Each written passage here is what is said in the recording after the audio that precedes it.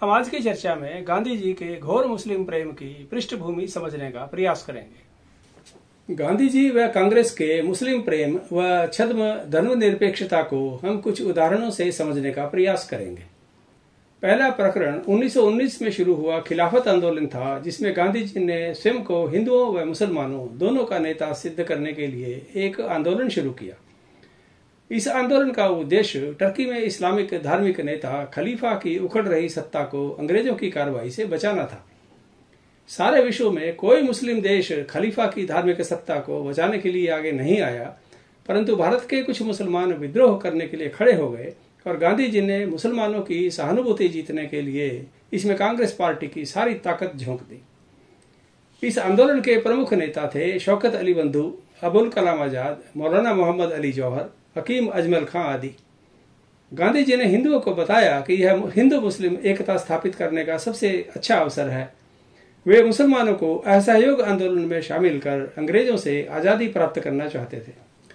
खिलाफत आंदोलन के नेता मोहम्मद अली के अनुसार खलीफा एक व्यक्ति नहीं, अपितु इस संसार में इस्लाम का प्रतिनिधित्व करने वाली एक संस्था है, जिसमें इस्लाम की धार्मिक व राजनीतिक शक्तियां निहित हैं।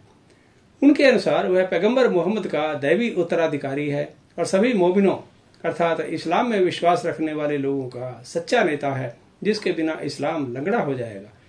इसलिए मुसलमानों के लिए खलीफा कुरान की भांति एक पवित्र विचारों का प्रतिनिधि है। खिलाफत आंदोलन के दौरान मुस्लिम नेता गांधी जी की अत्यधिक अहिंसा पर जोर देने से खफा हो गए, क्योंकि चौरी चौरा घटना में 1922 में कुछ पुलिसकर्मी मारे गए थे, जिसके बाद गांधी जी ने असहयोग आंदोलन स्थगित कर दिया था। इस पर खिलाफत आंदोलन के नेताओं ने गांधी जी को आंदोलन से बाहर निकाल फेंका और गांधी जी का मुसलमानों का नेता बनने का सपना चूर चूर हो गया। इसके बाद अधिकतर मुसलमानों ने कांग्रेस छोड़ दी, जो मुस्लिम लीग के सदस्य बन गए और अपने लिए एक अलग मुस्लिम राष्ट्र की मांग करने लगे।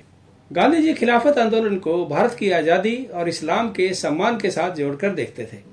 उन्हें इस्लाम व उसके अनुयायियों के सम्मान की मुस्लिम नेताओं से भी अधिक चिंता थी। वास्तव में गांधी जी रॉलेट एक्ट 1919 के विरुद्ध हिंदुओं के राजनीतिक असंतोष को मुस्लिमों के धार्मिक उन्माद के साथ जोड़कर इसे असहयोग आंदोलन का अभिन्न अंग बनाना चाहते थे। उनके लिए यह आंदोलन हिंदू और मुसलमानों के सामूहिक असंतोष का प्रतीक था, जो अंग्रेजों के खिलाफ इस्तेमाल किया जा सकता था।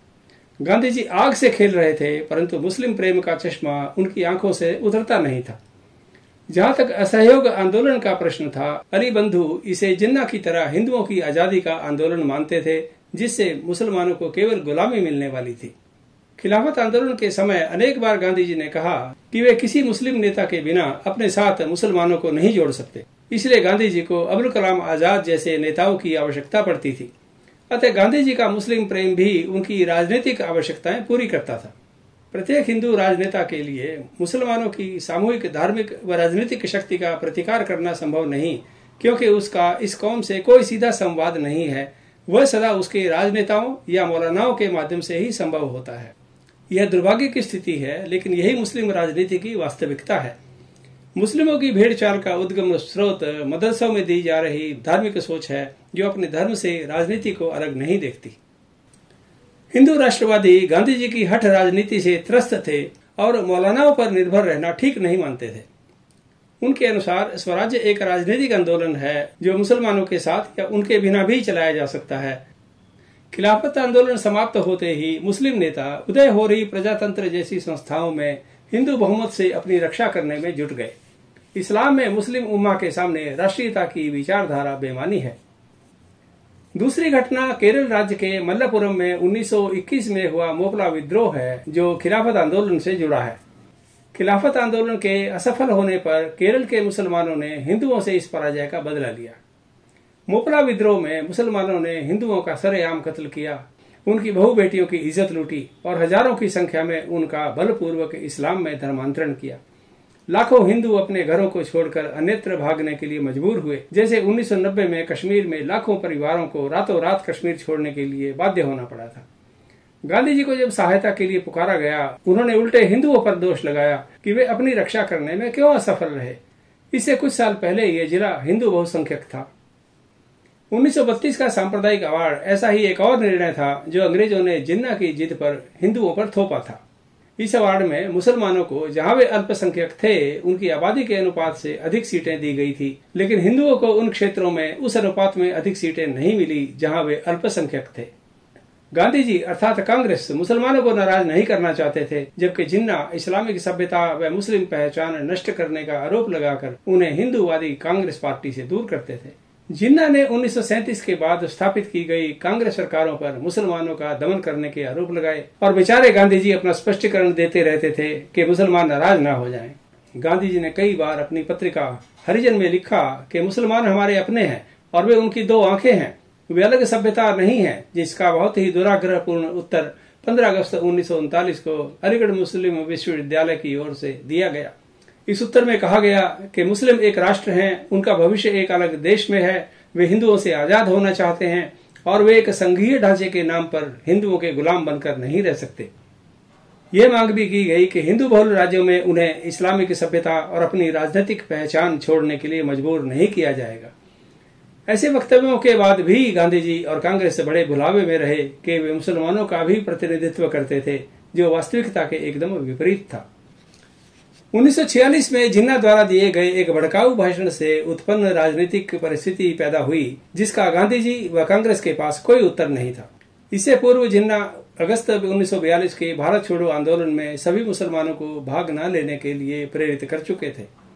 उनका कहना था कि यह आंदोलन मुसलमानों को हिंदुओं का गुलाम बनाने के लिए है। 1946 में जब पाकिस्तान को एक अलग राष्ट्र बनाने की चर्चा चल रही थी, तब जिन्ना ने कहा कि इन सब मतभेदों के बावजूद यदि कांग्रेस सारे भारत को एक देश के रूप में इकट्ठा रखना ही चाहती है, तो वह मुसलमानों को 50% आरक्षण दे, ताकि वे इस देश में अपना भविष्य सुरक्षित समझें। जिन्ना जानते थे कि उनकी यह मांग स्वीकार नहीं की जाएगी, अतः वह एक अन्य मंसूबे को हकीकत में बदलने पर आमादा थे।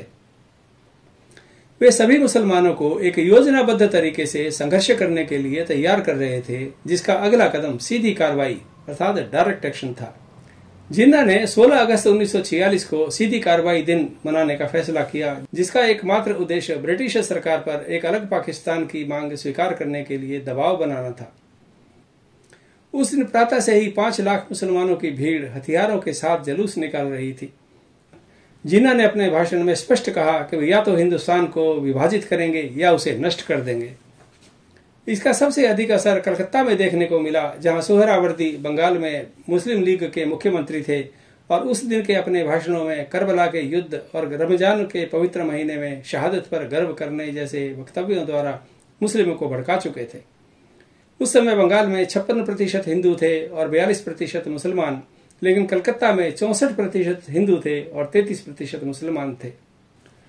उस दिन हुए प्रायोजित दंगों में 40,000 हिंदुओं का कत्ल हुआ और मुस्लिम मुख्यमंत्री पुलिस के कंट्रोल रूम में बैठकर पुलिस को दंगाग्रस्त इलाकों में जाने से रोकते रहे।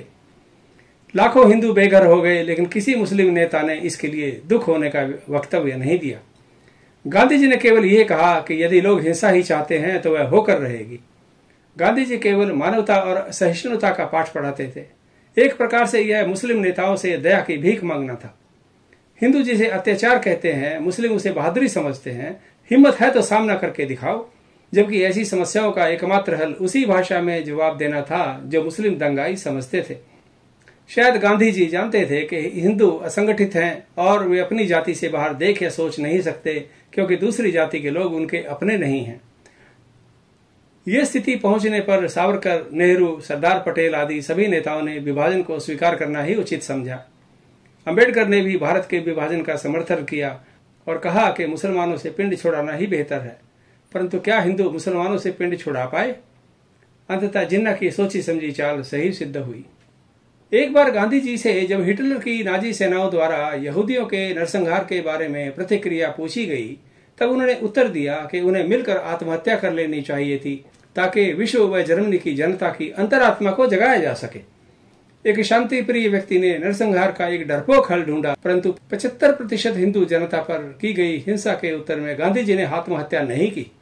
हिंसा का उत्तर न देना आतताई को और अधिक निर्दयी बनाएगा, ये गांधी जी की समझ के बाहर था, क्योंकि वे किसी भी हालत में मुसलमानों को नाराज नहीं करना चाहते थे और यही उनके दुस्साहस को और बढ़ाता था।